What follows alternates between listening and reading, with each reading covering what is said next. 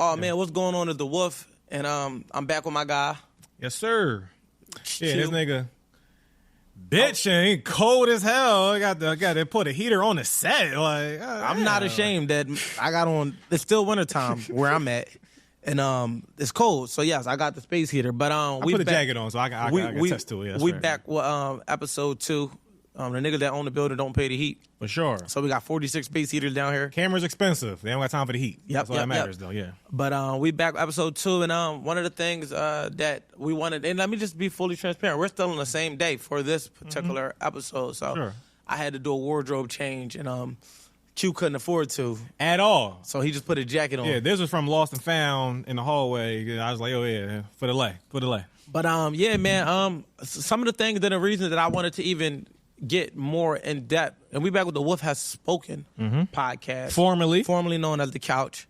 How do we even get to the point? I'm segueing from The Couch because although this is a brand that has become world renowned, I would say, because it garnered through short form content and long form content millions of views, right? Like whether it's through my TikTok clips, IG clips, YouTube shorts, or YouTube episodes, all together it got millions of views. And even when people see me out, they be like, yo, what's up with The Couch, right? And I'm still going to use the likeliness of this brand that I built. But the reason I'm doing a name change is because, just full transparency, I don't own the term or the name. And it wasn't until a mentor of mine that was helping me, that was coaching me through being my accountability coach through finishing the Art of Accountability. She was like, yo, look it up. You know, I looked it up, and it was a trademark pending. So somebody who started after me, who may have saw it, may have not have saw it, went and filed for a trademark on the name. So it hasn't been, I don't know if it's been approved, whatever, but just recently I did my research again because this was in last year, 2023. So I did my research again this year because I started this, it's been years now, but I'm just saying I actually did the research. She poured it up last year. I did the research this year in 2024, and I seen that it was like 7 or 8 different types of trademarks. And it was just like, couches. Even when I started the research of the podcast, it was all this on the couch, that on the couch. So it's not that I don't want to be affiliated with it, but I own the Wolf Has Spoken. I own the trademark. My books that are published under the Wolf Has Spoken LLC. So it's like, why not just build on another brand that I'm building, but I'm still going to use the couch. It's still the concept. Build off it, but yeah, because the couch whole concept for me was having therapeutic conversations to create, different ways of thinking, to change mindsets, to let people come down here and create that platform for them to vent. Talk about, I wanted you to get your favorite influencer, artist, entertainer, entrepreneur in a vulnerable space and talk about childhood and trauma and how they overcame it to become successful. For sure. That was the mission. Now what the Wolf Has Spoken is just that. It's like, I want to talk. It's like, I want to talk about my traumas. Having you on here being a part of it is I want to hear from you, but I also understand that you are somebody who asks great questions, give good perspective that differentiate from what I talk about, and we building our chemistry and we getting to know each other as friends. So it's like, it's just one of the things where, and even with our audience, if y'all watching this, I want to build with y'all. It's a whole community, for sure, yeah. You know what I mean? So we were just talking about niches or whatever. So I don't know what you think. Like, what are some things you think we could tackle? Well, one thing I just want to say before we even get into all that is, like, I'm gonna get funky with you. Transparency, safe space. I'm glad you just pivoting off the name. Because I ain't gonna lie, the log line for therapeutic conversations with the couch, that's dope. Yeah. The couch is what you was told? What's your issue with the couch? I feel like you too dynamic of a personality brand with just the couch, whatever. You felt like it was bland for me? Little bland. So you saying from cheating to not cheating to the couch was a down? It's like, my nigga, it's like, no. I downgraded? Yeah. But, and again, no insecurity in me. It's like, no, the Wolf Has Spoken, you the Wolf, cool, get your shit off. And this your shit that you built on the Wolf Network, so I'm glad to step into that space and add but let me say contribution this too, to that. And I think that's just a better brand name, better entity into the space versus like, yo, you're on the couch. But you know what's crazy, though? To your point, though, I actually see the Wolf Has Spoken as bigger than me. When I think of a wolf, I think of a mindset. I might be referred to as wolf, but me and all of my friends refer to each other as wolves because their innate characteristics, how they move as a unit. They attack things together. They move off love and loyalty and leadership. Those are things that I stand for. So when I think about the wolf has spoken, it's more so saying anybody who inherently has this mindset. Like-minded individual, sure. I'm just the voice and the messenger, but I still look at you as a wolf as well. Curator, you know what I mean? Because it's like, it's different roles in being wolves, but it's all united into how it's a united front. Sure. And I always say lions and tigers might be stronger, but you'll never see a wolf a part of the circus. And the main part of that is because they hunt together. So you're not just hunting a wolf, you're hunting a pack of wolves. So when I think about the wolf has spoken, it's like this is the mindset in total of anybody that is like-minded. It's not just about me. So I'm glad you said that, and it's great that you even respect the brand in that regard, because once you become a part of it, I look at like the pack. Even when I was doing the couch, and this is the Wolf Network, all of the people that was a part of the production team, their shirt said the pack. So it was like, we're part of a pack. It's not like this is about me, centered around me. It's just more so like, yeah, he's the wolf, but those are the wolves. I respect it. And you know what's a fucking funny fact? I was going to change my last name legally to Wolf, because I just thought, I want my children to benefit off the work that I put in. I've heard of that idea before, and I think it's an interesting, dope idea. Not saying I forgot who the rapper was, but he said, no, I'm going to make my whole family go from here, and we here, from now on, we this. I'm like, that sound dope. I don't know how. Now, you saying you talking about your kids. I'm listening. No, I'm interested. Right, but they was talking about, no, my mom, this, that. I wanted that as we well. this. And I'm like, that's fire. I'm not sure if that could be executed or whatever. And like, yeah, fuck the whole slave name shit, all that shit. I'm like, can't really push back on that. I'm not sure if you can really execute it, but I think that's dope though. But it's so funny because when I spoke with my friends, again, I said we call ourselves wolves. We literally had a convo. Now, it didn't get executed because, I mean, they probably wanted to maintain their own identity. But I always said, and the only thing that stopped me from executing it sooner was that my grandpa passed away. He passed away in 2021. I have my middle name is his first name, and I have his last name. And because my grandpa was such an honorable dude, I just was trying to carry his legacy a little bit longer. So I more so converted it to my middle name. So now I go by Naeem Wolf Dingle, which is on my books and all of that, when in reality, I would have just been Naeem Wolf. Gotcha. Because that's ideally how I wanted to approach it. And I want somebody to know when they hear the name Wolf, that's the Wolf's daughter. That's the Wolf's wife. Well, of course, my wife, that's natural. But that's his grandkids. So 50, 60 years from now, if I make such an impact on the world, even if I'm not doing shit, I'm just kicking back somewhere 80 years old, feet up, 90 years old, 60 years from now, 90 years old, feet up, can't even do much, just living off the labor anywhere, because Johnson and all of these other names are last names that was built on the back of some man. So I wanted to be able to do that for my immediate family. Now, I wasn't going to call my mom and say, look, lady, change your name. But it would have been dope. Like you said, the rapper would have been able to do it. I know I can execute it because I talked to my kids' moms, and I even told my kids. And, like, they're not against it. I try to give them their own individual voice.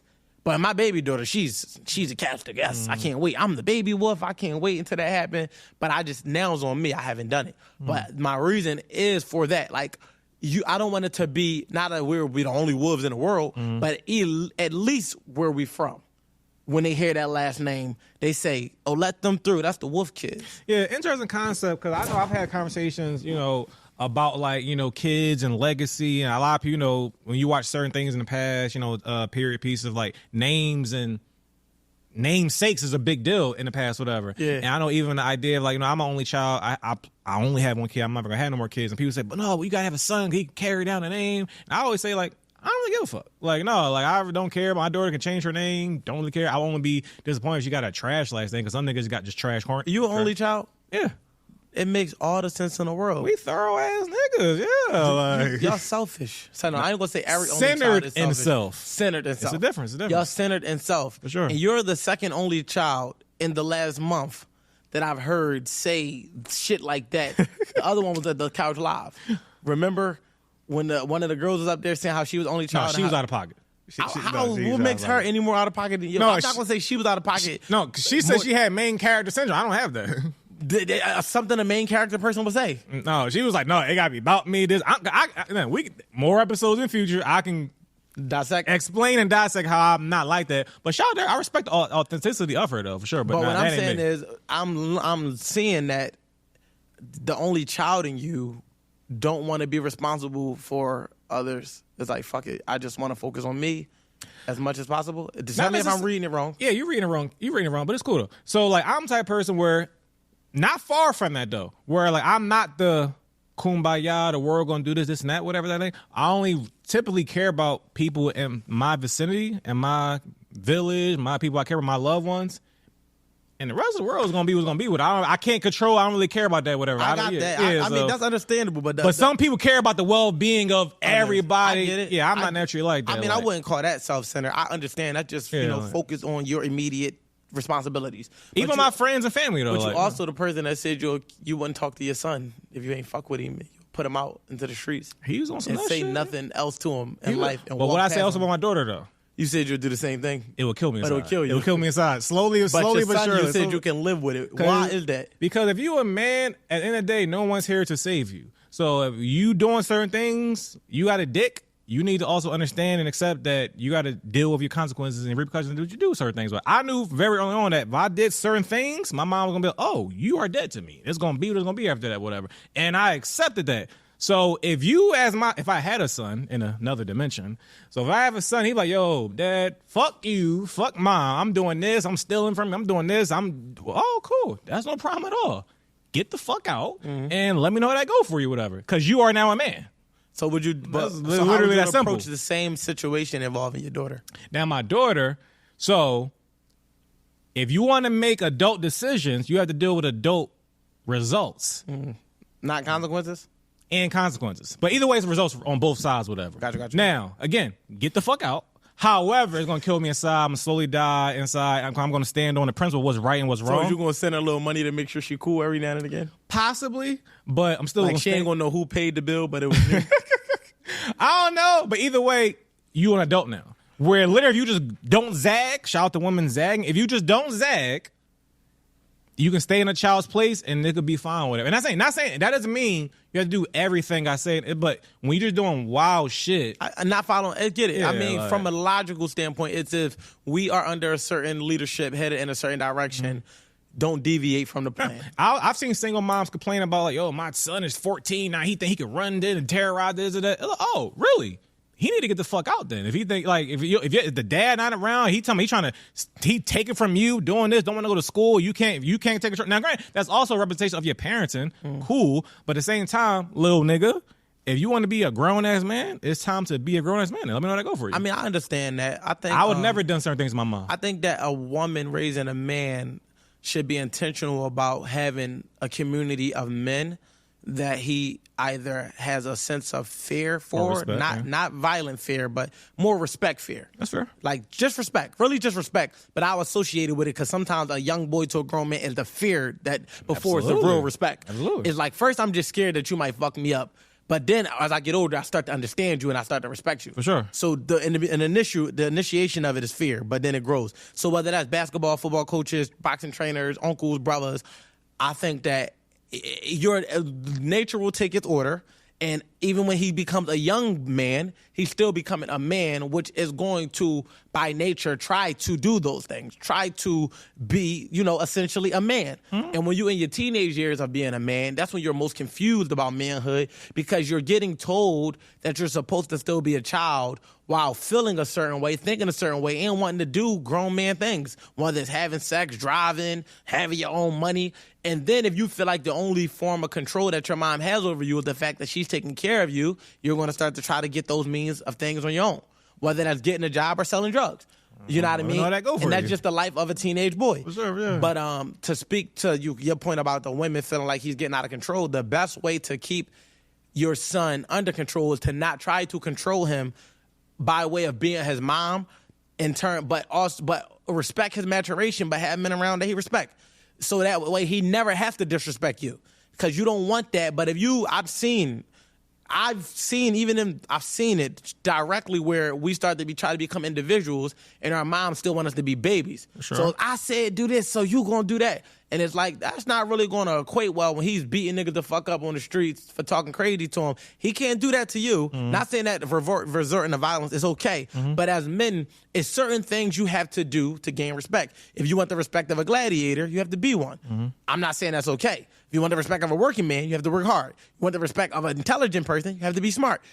But if that's a man's sole purpose is to get respect, and sometimes where a man don't know how to get respect from his mom, you become a rebel. I'm just not going to do what she say. And now when them whoopings ain't working, it's just like, damn, he out of control now. Because I've tried to beat his ass and it ain't working. Yeah, because now you got to learn how to respect him for him to respect you, because that's what he operates off of. But to your point on putting your kids out, I'm trying to think how I don't know. I don't want to say that I understand, but I don't know how that will work. It's probably easier to put a boy out, right? But that was the overall point. I don't think that I would be able to put my daughters out.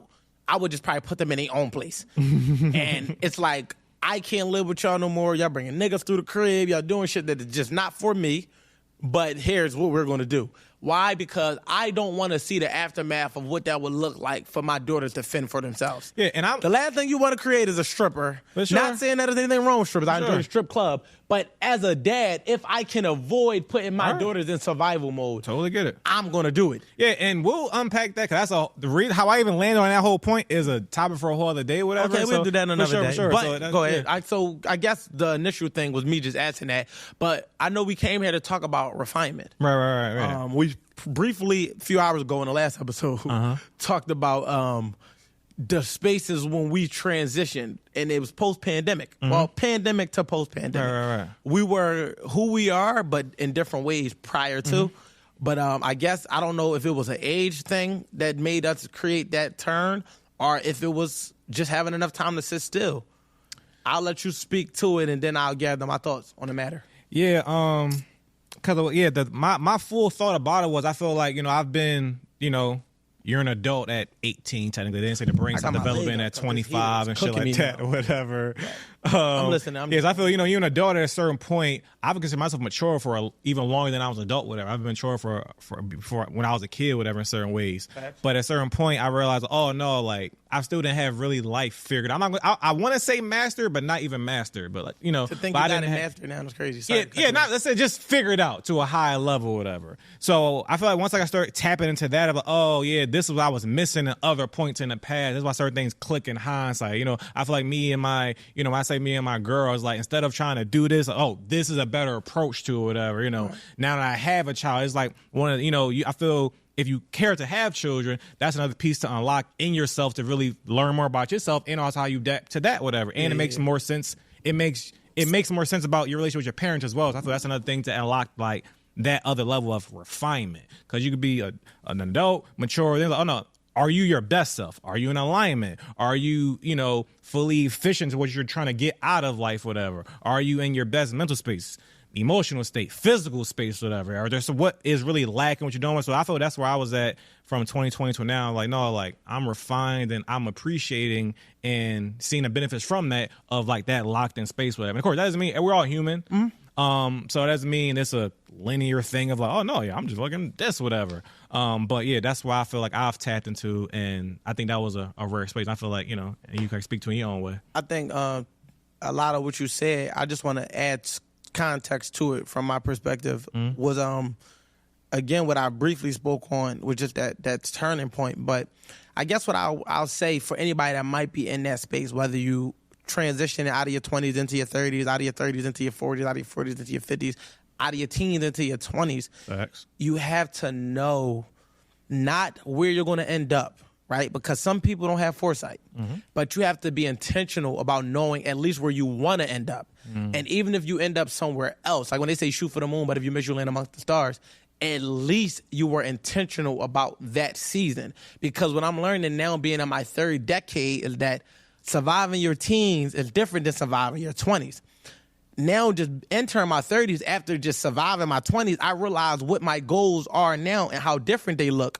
In your 20s, is all about becoming successful, whatever that look like. And you're still relatively competing against your peers at a high level. Why? Because the world thrives off competition. I'm not talking about the low vibrational jealousy competition. I'm talking about naturally being ranked against each other. Apple and Amazon. It's just natural to be ranked. Even if you're not doing it, people will rank this podcast against the next podcast because that's what's going to happen. In your 20s, in college, you're being ranked against where you graduate in your class. I was top of my class. When you get into the workforce, you're being ranked against what's your title. And I think that you spend your 20s trying to establish stability, whether it be financial, mentally, whatever, emotional, chase your wildest and most biggest dreams, move to different states. Not saying none of these things can't happen at different phases for different people, but naturally I would expect that, in your 20s for you to take those risks, which I've done a lot of them. I didn't move for 4 different states in my 20s. I lived in Delaware, Atlanta, Jersey, and PA. You feel what I'm saying? I wouldn't just say Philly because I lived in different parts of PA. So them 4 states I've lived in. Other states I've traveled to, chasing music dreams, chasing entrepreneur dreams, chasing film dreams, chasing a dream of growing as an author, right? All while being a father, a boyfriend at different times in my life. Because I was in different relationships, being a friend, a leader, being in all type of shit, the streets, all of that, while being in my 20s.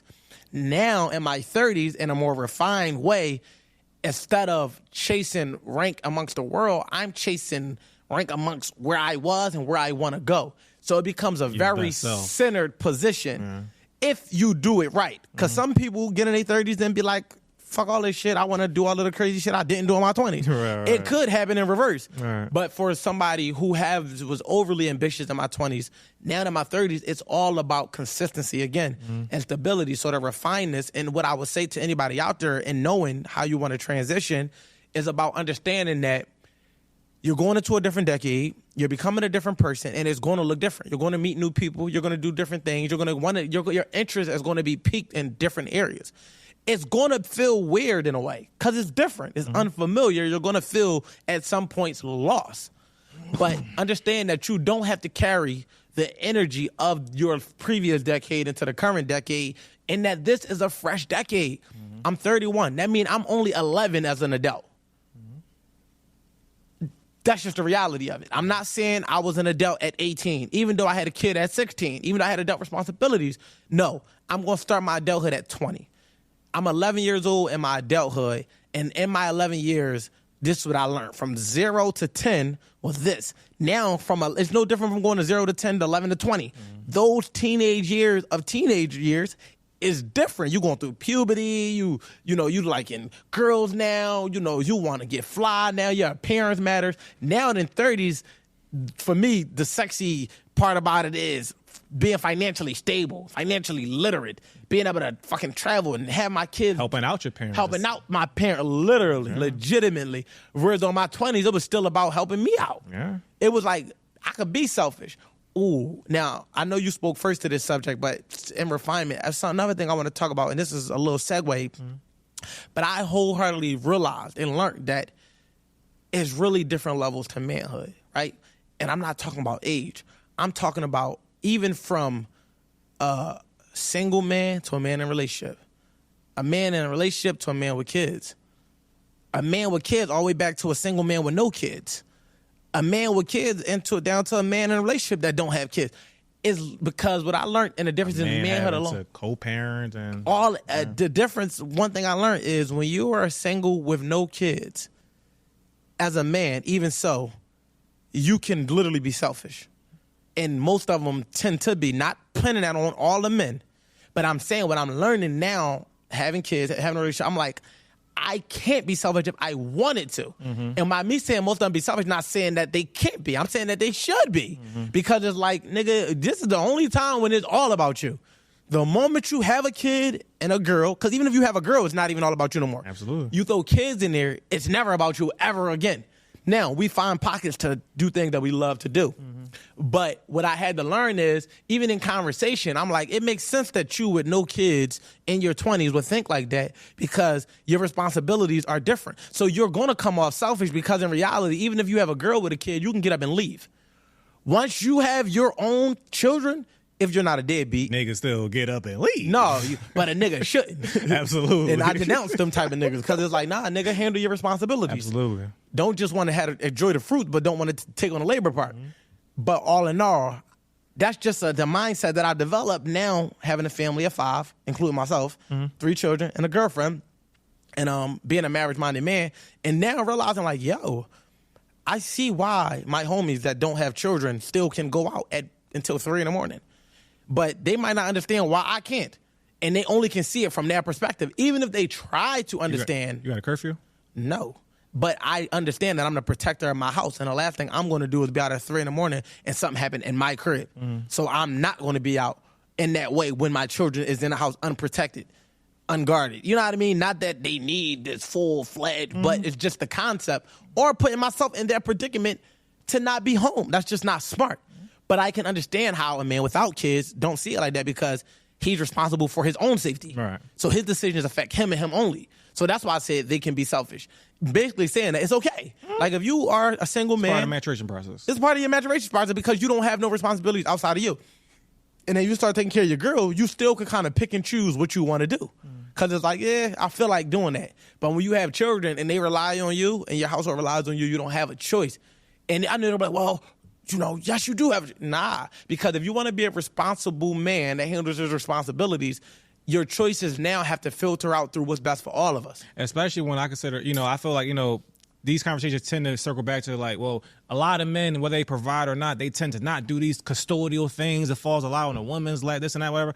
Me, myself, I do a lot of, I was raised from a woman that did a lot of shit, whatever. So I'm also not unfamiliar with the idea of like going to meetings, practices, cleaning the house, shit like that, whatever. So that's nothing to me, whatever. So, taking my daughter, I'm the one that remembers my daughter's schedule. Like, no, tomorrow is the fucking report card shit, or tomorrow is pajama day and shit like that, whatever. So, like, I'm the one that kind of keeps the organization in the direction of certain things, whatever. So that is, like, I can't just be like, sometimes I go on vacation with my friends.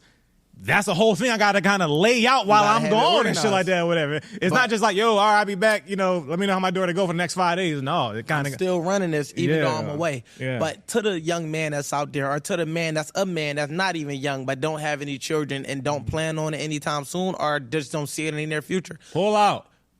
If you're not ready. But what I will say is understand the decision that you are making and what it comes with. The moment you recreate and procreate. Yeah, I get it, pull out for sure. But I'm just saying, like, when you decide to procreate, understand that you are giving up a sense of your selfishness because it's not about you no more. You're doing it right. You can find ways to invest into you, as we all do as men, as like we just used in the last episode about just accepting a job, right? Mm-hmm. And I'm not saying that just accepting parenting is just like settling, but it's me saying that accepting that this is what I have to do and being okay with that. You have to love it. It's your duty. But it's your duty. And it's funny because my freaking therapist used that word when we was talking the other day about me and my duties, because how much pride I take in handling my duties. But ultimately just looking and talking to y'all is like, bro, if you stressing now over a little relationship you in and y'all don't have that, bro, these are still the years where you can be selfish. I don't think a man should be. I think that a man should give more than he expects to receive. That's my personal philosophy. That don't mean being taken advantage of. You have to have discernment, which is why you have to refine yourself to know and be self-aware of what you want and don't want so that you can give and know what you have to give. Alignment. When I say have to give, I'm not talking about have to like it's a must. I'm saying have like it's available to. Like, listen, this is what I have to give. I don't have no more. But a man should give more than he expects to take. What I see now in society, and I'm not okay with it, and I'm talking to y'all because I look at y'all like my little brothers, my peers, or my big brothers, and I just think it's nutty to enter into any situation trying to receive more than you give as a man. Why? Because we, on our own legs and our own labor and hands, can literally create. The reason why society created laws that protect women and children is because not that these are my rules or ways of thinking of it, but in a lot of ways, naturally, we can physically overpower. Like in terms of, and when I say that, I'm saying like if it was a fight or some shit like that, it's expected naturally that a man should win. So it's like, all right, because the fairness is more, it's more in your favor because you taller and I don't know if you're stronger than me because I can bench press 250. I want to put that on camera. I don't know if you can. I bench press more. All right, so you're stronger than me. True story. You know what I mean? I don't believe him. And taller. But all in all, you're taller than me, so naturally you have a advantage in basketball if you go for a rebound because you're taller. Now I can create finesses to outwork you and win, which is what happens with women and children. They can create ways to overcome their disadvantages, but laws were created to make it more reasonable. Like, you can overpower that woman. No, that's not acceptable, which I know and understand. So I don't think that men should do anything to take when you already have that advantage. Right. Like, now, granted, now some laws have become out of pocket where it's like, damn, y'all, we the can't pendulum do shit. swinging. Yeah, It's like, damn, we can't do nothing as a man. Like, damn, like, I do see it that way, but I feel like naturally, by nature, we can create, even if we had to go out and hunt and fight a bear or some shit like that, we are equipped. Not that we could beat the bear. I'm just saying. I'll fuck a bear up, though. I mean, I'll shoot the shit out that bear. Fuck what he talking about. I will, and I don't mean no animal cruelty, but if Shout a bear out to Peter. Yeah. opposes a threat to me, I'm going to shoot the shit out that bear. I promise you I will. And if bullets don't work, and it's somebody that's a animal loving person, I might say, you could just shoot at the bear and the noise and make them run. Then I'm doing that. But I'm not fighting it. And I'm not about to lie to myself as I can beat a bear. I beat the shit out of a bear. But if Q there, then I know that all I got to do is outrun Q, and him and the bear figure it out.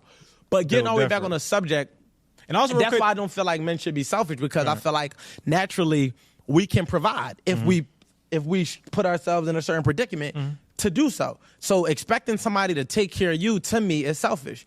Not that we shouldn't be catered to when given, but I don't think we should be catered to and given, and we're not giving nothing, because man to man, we don't even go for that. Sure. Like, if you're not adding value, we're not even going to be, and I'm not saying all friendships have to be transactional, but it is a value exchange. So I feel like any man that expects to just live in a world and not give value and just think that I just don't respect them type of men. I'm not going to lie, I don't respect the women type of men. I ain't talking about a nigga that's a player and a pimp that know how to get his way while giving.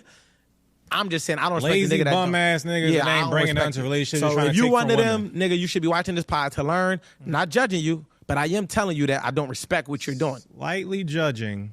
Maybe I am, but you can't change. You can change, but you can change. Like, it's cool. Yeah. I'm not. I'm basically saying I want better for you. So if that comes off as judgment, I'll take that for sure. But go. You had a point to make. Yeah, it's like pivot quick. The idea of duty, though. 'Cause I know I've heard you speak about the idea of like marriage and things like that. And one thing I've always slightly different with when people tend to speak about marriage is, again, like, I'm a person in America in this society. I understand that most people want to get married. It's not a big deal. That's why I'm engaged. I never been like, fuck marriage. These bitches are stupid. I ain't never getting married at that. It's like, no, like, if I'm with a woman and I love her, she wants to get married, then we get married. It's not like a big deal or whatever. However, I do admittedly say that if I was a woman who didn't want to get married, I likely wouldn't get married because it doesn't hold value to me. Because also I look at when I enter a relationship I'm actually serious about and committed to, the duty is there regardless. I'm here to be committed. I'm here marriage-minded. Right.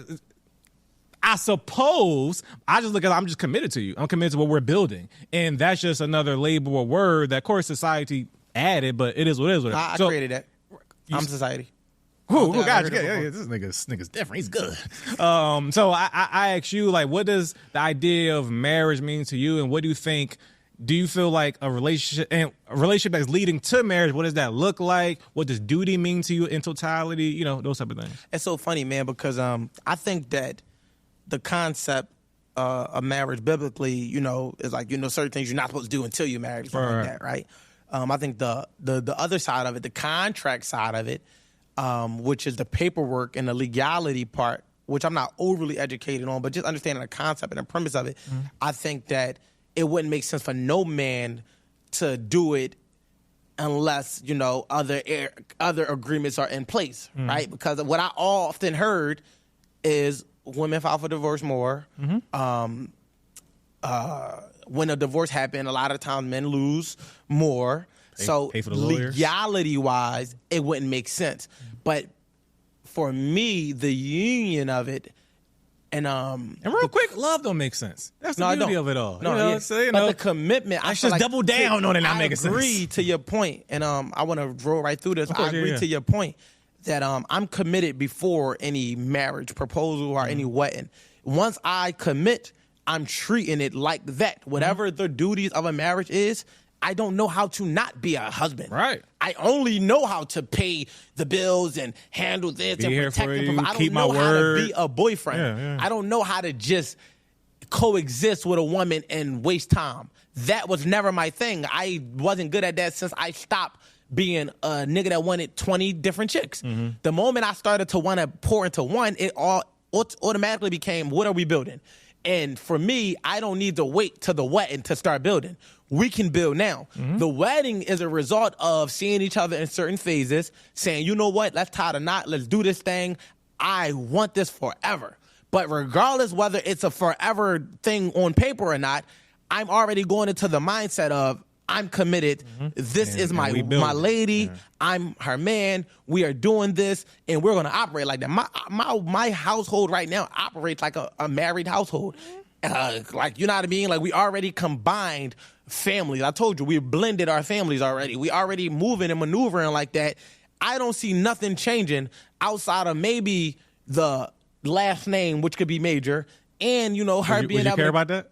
Yeah, for sure. 100%. Yes, it's not even an option. Don't care what nobody says. It's not an option. You're gonna if I marry you, you're carrying my last name. I'm not even your thought. I'm just add my perspective real quick. So I've always said, again, women by the last name. Yeah. Let me land my plane and then you do it. Land it, King. What I will say is, to that point, my household already functioned like that, and that'll just give my girlfriend the luxury of saying I'm a wife. If that means a lot to her to upgrade that title, then let's ball. But if it don't, then it's like, I mean, I'll probably end up doing it, but it's not going to be for why people say they do it. Like, people, and I want to hear your thoughts on the whole last name thing, but I do want to pin the point that I do want to talk about why people get married. And it's like, my reasoning is not going to be why social media says it. But go ahead. Yeah, so with the last name thing real quick, yeah, even when we talking about changing the family last name, I've never been the type of person where I really... Like, I like my last name because it ain't trash. Some last name are really trash. I know somebody's last name gross. That's horrible. Unless it's about the income. Right. Fair. Yeah, so my last name's cool. So I never been attached to it. It's not a thing. I've liked my first name. I like my middle name. My daughter has she had my first initial and my middle name and my last name, of course. So, like, I kind of like that. We got the same initials. But other than that, like, when she get married, she can change. Like, I don't really give a fuck, whatever. But so real quick, so my girl, she say, like, I ain't changed. I don't want to say it like that. She would say, I'm not going to change my last name when we get married. I'm just going to keep it the same.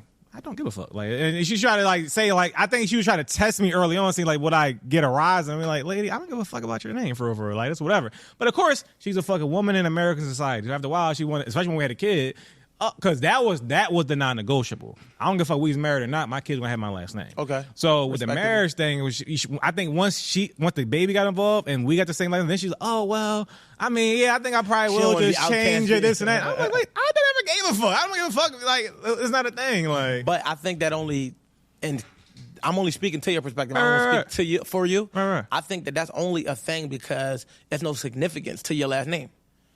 For me, like attached to somebody that did something type of shit? Or you haven't done nothing significant enough to keep the last name, to want it to be a legacy. That's fair. If it was like you had a company, Howard Enterprise, that would be a whole different conversation. Niggas don't know me like that on these streets. How they know that was your government until you just admitted it? That's fair. You got me. That's a good counter. You see what I'm saying? Like, you didn't have to excite. Howard is a common name. You good. But I apologize for that, though. No, you good. But ultimately, I'm just saying that even if your last name was Johnson, if you don't have Johnson Enterprises, then Johnson don't matter to you because whoever Johnson was branded you to carry his legacy, and you just carrying his name and don't care. But the moment you do something of significance that you want the world to know for eternity or for as long as they possibly could, that shit's going to matter. So don't think for now, think for when that happens. That's a great point, great counter. I'm going to bring it back to as well before we get to that as well, the idea of like why do people get married, and you can pick which one you want to go at first. But so I agree with you. I think people get married for different warped reasons. Women get married for the wedding and the ring and brag to bitches. That is what it is.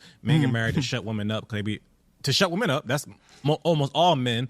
And some men do it because they be doing shit wrong. And they like, no, now I'm done. Yeah, that's the wrong type of proposal. Right. Where, me, I'm already doing shit right, solid, thorough, whatever. So I'm just going to keep doing the same shit, whatever. And you got your ring and your wedding, and all right, shut the fuck up, whatever. So that's my thoughts about that. But real quick about the name thing, another point as well, the idea of like a legacy. And I've heard some people say like they've had different thoughts about legacy, where it's like, no, like whatever I do, let's say I build Howard Enterprises, you got to carry that on.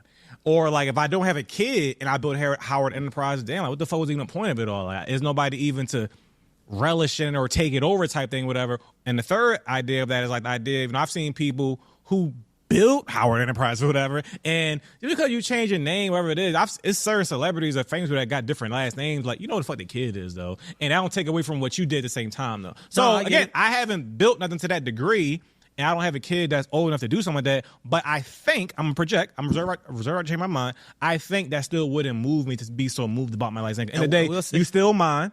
I still care about your first name more than anything. My daughter's name is Queen. I love her first name. So I don't give a fuck what your last name as long as it ain't trash. So you still Queen, you still Q-Day's daughter. So that's all that matters more than even your last name. I think. But we'll see in the future. No, I think that in that regard, I mean, that is what matters most.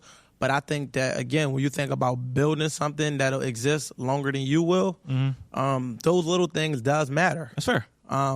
Because again, we've seen it in history. History has a habit of being told by people who didn't even do the great things that they talk about. The victors. So your story gets left to be told by someone who wants to tell it from their perspective.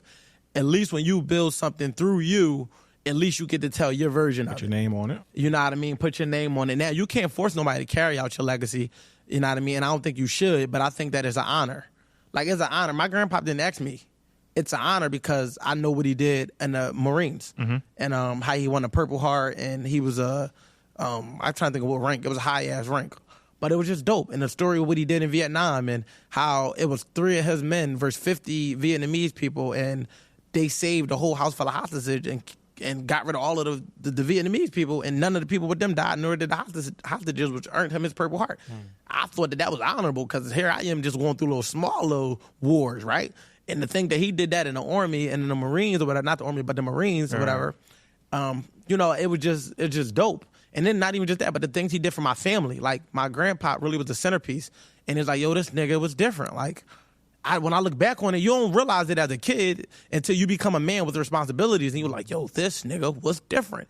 And how he just did for, and I don't know who he was to my grandma. Right. I don't know. They could have been fighting all types. He could have been a fucking cheater. Right. That's not his legacy to me. And that's not all he was. That's not all he was. And let's talk about that, because like, even though I'll talk about the whole marriage, why people get married thing, but I'm gonna say that for another episode because I want to actually unpack that. But let's talk about. See, and it's crazy because we're supposed to be talking about refinement, which we'll land the plane on because niggas got to do that. But ultimately, let's talk about that's the thing. Often women say, "How could you be friends with a nigga that cheat on his girl?" And the thing is, to the point is, that's not all he is. That's his role and responsibility to you. Does cheating show certain character flaws? 100%, which is to be assessed. But a lot of the times, and not to justify, but the meaning behind men cheating is not always the meaning that women give it. So a woman might look at it like, a nigga backstabbed, whereas though a man might just understand that men are naturally, in most cases, not monogamous. Monogamy is a choice from anybody. You choose to fuck with one person. Some men are not honest about that lack of wanting to be that. So they go into it saying that I'm going to commit to you while knowing in their heart they're not capable of it. So that's the flaw of, listen, bro, just be honest. You don't have to lie to her about your transgressions or what you prefer. You want their cake and eat it too, though. You want your cake to eat it too, but at the same time, be upfront about not being monogamous. Allow her to choose if she want to deal with it. If she decide not to, let her go. Don't try to control. He don't want to. But that's the cake and eat it too part. But right. I can reverse that spectrum and tell you where women want their cake and eat it too, but I don't care to do that in this particular convo. Gotcha. Let's just talk about that's not all he is. So a lot of times we are not dealing with the men in the way y'all deal with them. Sometimes y'all think that we understand that these niggas is disrespectful, abusive, and manipulative, which they're not like that around us. So how am I going to know that he beating your ass, not that I condone domestic violence, if you don't say something? Now, if you bring it to awareness, now we can check them. Now we can not be cool with them. But most of the time, whatever's happening in your bedroom and in your household is none of our business because we just playing ball with this nigga. I just play mad with this nigga. We ain't talking about what he do to you. You know what I mean? Men don't come together and create convo about what happens in their relationships. Most of the time, we don't want to talk about our relationship. Literally. We would much rather talk about how can we become successful in other areas and do other things. So we don't know. Just mundane things. Just things that not even that LeBron deep. did this. Yeah, you know what I'm saying? But we don't really be knowing. And what tends to happen is we don't pick up on the signs because we're not observing. All men have their own problems that they have to solve, so we're not thinking about the problems that's happening in your household. My girl, not your girl. Like. So if y'all not saying nothing and not saying nothing out loud, then a man can't even say nothing to his homie. So when y'all might look at it like when you live, he was a liar, he was a cheater, he was this, we might just want to be a cool ass dude that was laid back. We don't know these things unless these things are brought into awareness. And you can't want to protect him. Like, women will put a nigga on trial, but then show up as his attorney. Absolutely. It's like, you going to condemn the nigga, but then defend the nigga. Which is it? Do you fuck with this nigga or not? And after a while, us being solutionists, we like, man, I'm staying out of that. Now, sometimes you interject when it's like, all right, when is it okay to interject? If I'm there and that happens, I'm interjecting. Other than that, and even that's a tricky situation. But still, out of love for my homie, Right. bro, Protect him from himself. I don't want you to damage your future behind whatever she's saying to you that you might feel is disrespectful. Fuck that. Walk away. It's not worth it. Yeah. That's my protection to my homie as a friend. Not me trying to save you in a sense, because I don't know what the fuck y'all do. I done seen multiple times where a chick get out on a nigga and then he get made to be the bad guy. And it's like, that's why, bro, walk the fuck away. Don't even fiddle with it. But getting all the way back to my point, it's like, even with my mom's legacy to my dad, your dad a liar, your dad this, your dad that. My whole life, I thought my dad was a liar. When I grew up, I realized my dad was just a nigga. He did lie to my mom. He did cheat on my mom. Is he okay for that? No. But did I not become a man and learn that sometimes that's just what niggas do? Niggas be lying. But I also seen my mom lie and seen my sisters lie and cheat and do all of the shit that I heard niggas do. So it's like, I learned When you start that looking at your parents as full three-dimensional humans, They're humans. that's like a great, like, my fucking maturation parents is process, humans. Yeah. Them motherfuckers is humans. Neither one of them motherfuckers are perfect. I love them both. I'm just developing a relationship with my dad. But going back to my point, I only ever heard for him to be a liar, a cheater, abusive, and all of these different things, and realized that my dad was 10 years younger than my mom. So he was a young nigga. Didn't know no better. When I think about when he had me, the nigga was 22 years old. Nigga in and out of jail. He a street nigga, straight up and down. He don't really, not to justify none of this, but it's understanding me at 22. Context. It's context. I'm a man. I get it. And now learning him for myself, my dad is thorough. He's not a nut ass nigga. He's not a deadbeat. He just went to jail, and before he went to jail, he got caught cheating. So she carried that hurt and was thorough about my mom when she admitted it. You know what, son? I was young and I was hurt. So I said some things about your dad. I don't know if every mom is going to ever say that to their kids to make them understand that that's not all he was. He wasn't just a liar and a cheater. The nigga also was a protector. He also provided. He just lied and cheated. That's not all he was. But that's just not all he was. Sure. So let's give some grace to the fact that niggas could change. I don't know if you ever cheated, but I cheated before. And when I did it, it was never because of anything that my girl was or wasn't doing. It was because I wasn't monogamous. Yeah, and instead of saying no, because yes, I wouldn't even call it a moment. It's just that's what I wanted for me. It was my appetite. I had an appetite that wanted to be.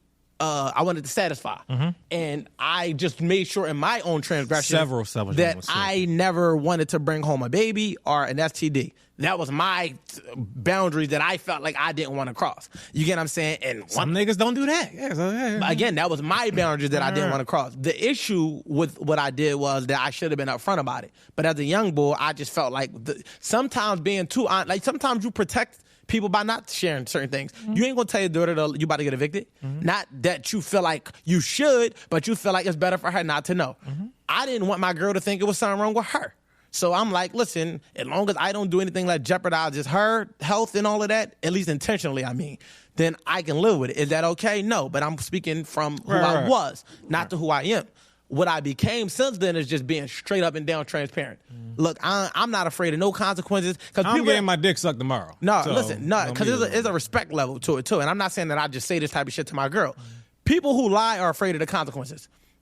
Is there a form of lying to protect somebody? Yes.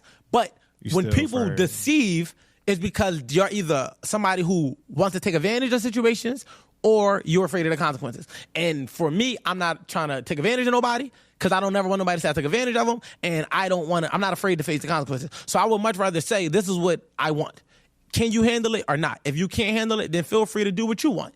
If you want to add some stipulations to your equality of this equation, I'm open to hearing that out. Yeah, and I still can make my decision on if I want to deal with that or not. But we all have our own voice and our own choice.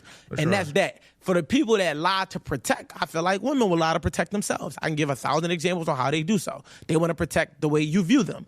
So if they can't control the way you view their image, then they feel like you're judging them. And it's like, I'm not judging you. I just see you for who you are, and I accept you for who you are. But y'all got to give us the chance to accept y'all for who y'all are by being who you are, not trying to deceive me and make me think your ass look like this, your face look like that, you think like this, and then when I figure out the truth and I don't want to deal with it, now I'm a bad guy who used you. No, I was sold something that I didn't buy.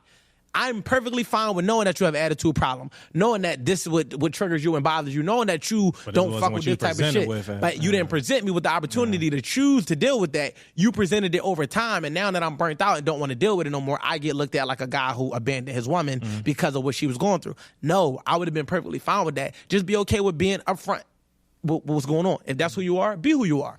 You know what I mean? So I could dive completely into that, and that'd be a whole hour. But I'll pass it back to you, because you know me, bro. I get long. Sometimes I talk forever. No. That was all good shit. And back to the original point about that's not all he was. Yeah, so you asked me, have I ever cheated? So I personally have never cheated, and I've never wore that as like, shout out to this nigga. Yeah, I've never had it like a badge of honor. Like, niggas that do ain't shit, bitches this. Like, no, I just never did it. And when I was younger, it was more of a temptation. I'm like, damn, this bitch, this, that, da, da, da. And I've gotten older, which I didn't foresee, actually. As I've gotten older, it's become much more easier to not even think about it, whatever. 100%. Because it's like, it's just more on the line, and I got to do more to even do it. Or like, it's, yeah, bro, like. Exact thoughts. Yeah. So it's like, I never thought, like, I don't even think about it nowhere near as much, and it's just whatever. Now. Before you leave that point, because I want to say something to that specific point. For me, it's crazy because, again, since that first relationship, never, not once. And as I get older, it's less of a desire. Yeah. I'm still upfront and transparent, but it's just not even a desire. Right. So it's like, I don't want to, because I want to build with my family, Right. and I feel like cheating would be cheating my family. Right, yeah. Not just cheating my woman. It's like my kids get cheated out of a good woman. Literally, yeah. And I don't want to do that or be the cause of that. So it makes it easier. Another thing, which is why I wrote Cheating Is Not Cheating, is it's subjective and perspective based. So everybody has their own definition as to what they consider to be cheating, which is why I encourage the conversation. Right. Me saying cheating is not cheating, is not saying it's okay to cheat. It's me saying that you should know your partner's definition and your partner should know yours, so that no boundaries are crossed. Sure. Because if you say, look, I'm used to having female friends, but she say, look, female friends is cheating. That's a conversation that's not often had. What's the lowest level of cheating to you? Like, lowest offense? Cheating to me is lying. At any form of by rule and definition, cheating is to gain unfair advantage by lying or deceiving. So in any form, cheating is not just physical. Okay. If you lie or deceive me, if you say you only have, if we're in a relationship and you got $10,000 tucked off that I don't know about, that is cheating me financially out of understanding what we have available to us. This is broadened. Okay. Yes. If you say that you are doing this, but you're doing that, you're cheating in your communication. It's not just a physical thing. So I start the conversation at lying. If you lie to me, you're cheating. Because lying takes place well before the physical. For sure. You have to say that you're about to be doing something other than what you're doing. If you are 100% transparent, it is not cheating. It might be considered stepping out, or it might be considered doing what you want, not respecting your partner's wishes, but you cannot say you were cheated. Because if your girl say, look, you can't cheat without lying. I'm going on a date tonight at 7 o'clock. You have a right to say, and we will not be together when you get back in here. She stepped out on you. I'm not going to say she cheated you, because she let you know what she was going to do. Cheating is deceiving. Look, I'm about to go out with my homegirls, but then she go out with Jeff.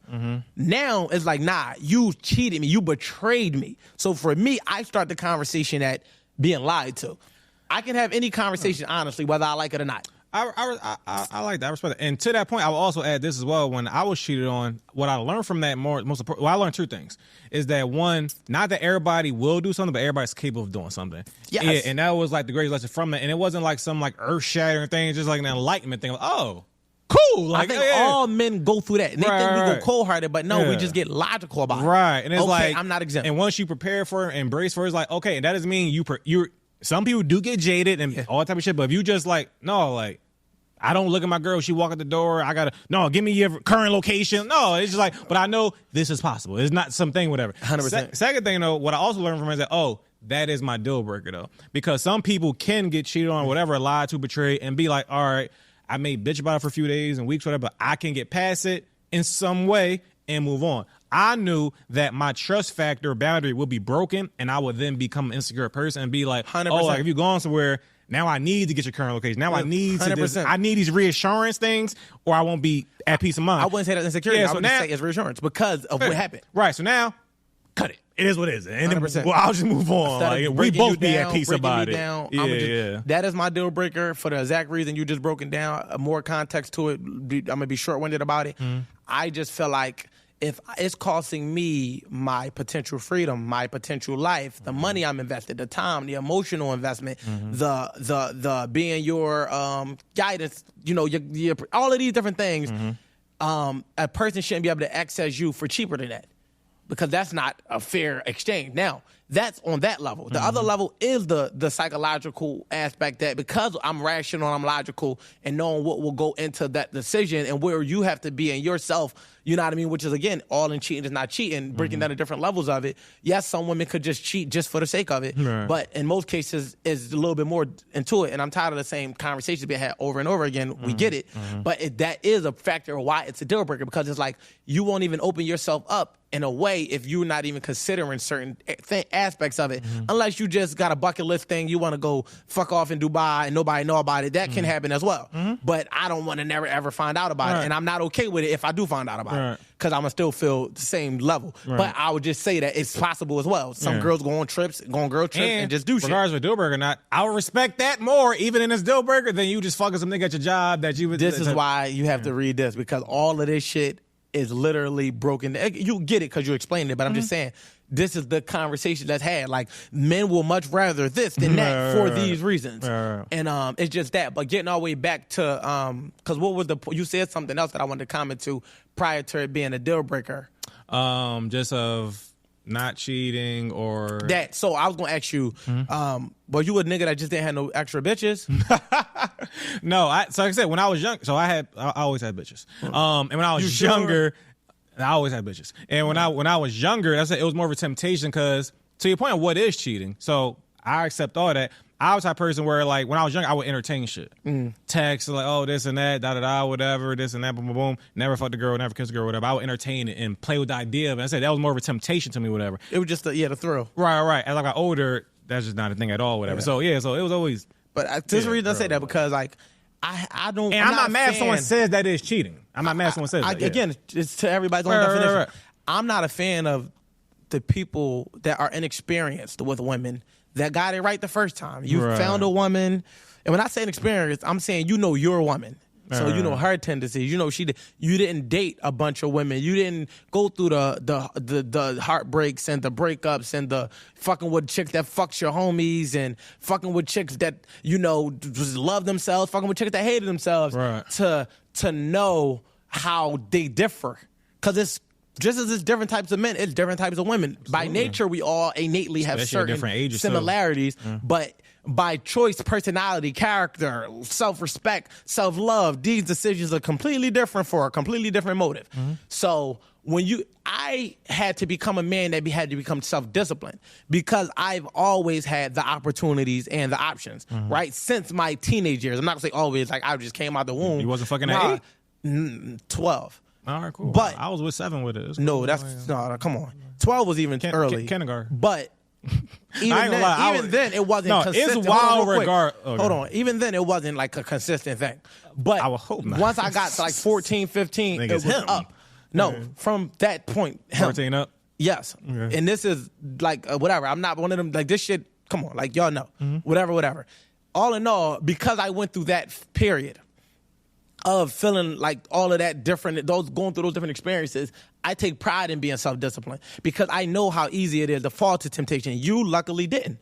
You just did the texting thing. No, I was trying to slay shit. And it had nothing to do with the lack of love I had for myself and all of the shit. A lot of times niggas people, and that's why I said about the it was for sport. I feel a lot of men found fucking I liked experiencing different women, because they all felt different. They looked different. What got them aroused was different. It was a game to me. It was like, how can I fuck her? And this one might want to go on 4 dates. This one might just want to get, flowers. This one, I might have to. And it became a thing to figure them out. Real quick, I'll say and I know Kai behind the camera could relate, not to put my boy. Am I putting you under the bus? Business out there is crazy. Like, hey, man, this nigga we talked about this on other podcasts. I'm just saying that man, I can't even talk about it no more. Nigga married. That's all I'm saying as well. That nigga married. Sorry, sorry, I apologize. What my mom, how she raised me. Sorry, Tosh. With respect to you, my mom raised me. She said, "Yo, you can do whatever the fuck you want in this world with women, as long as you don't lie." Cause I don't respect the liar. So exactly. That's how I was raised. I never was lying as a young boy, even to get the pussy. So that's how I was raised. So again, I've only been in 2 relationships. Anything else was personal situation. You Was not you fucking my a bunch girl. of chicks while you was dealing with personal situation though? Yeah. Oh, all right, cool. So You just wasn't my girl. All right, Like, all right, get it. All right, cool. that's all I was saying. So I'm saying I've never just cheated. All right, Yeah. I got it. You wasn't the nigga that had 2 girls his whole life. Yeah, no. Okay, I mean, I don't know you, nigga. I'm getting to know you. Yeah, no. I'm asking. Yeah, right. That's what That's what Because we're here for. I again, that was another thing. Like, even in my relationship when I said I cheated, I didn't lie to her. I just never let it come up. Like, it was just a thing where it was like, it was nothing to talk about. Like, literally, it was just what I never put myself in a predicament to have to be on the hot seat. They're saying you're getting caught. No. It's just reflection. I'm just being honest. Got you. I feel like most niggas get caught. That's I all. never know. I didn't get caught. I'm just, that. the honesty in me was just like, yeah. She asked me a few years back when we had a convo. After it was over and Yeah, stuff. wait. After she cheated on me. But I won't throw her under the bus and no shit like that because that's my own karma, right? Right. But she didn't know, so she did it because she wanted to. Right. But all in all, it was just like somebody asked me, I know you used to be with him and he talks about all of this. Did he ever cheat on you? And I was like, not to my knowledge. And I looked her smack in her face and said, I cheated on you. She looked me smack down in my face and said, I should fuck you up. In a joking way, but it was just like, I was just like, she's like, yeah, I told her I would never know. I was like, that's just the testament to how I was carrying it. Not that it was okay. Right. That's But why it was I better. thought it was okay. No, this is what I told myself.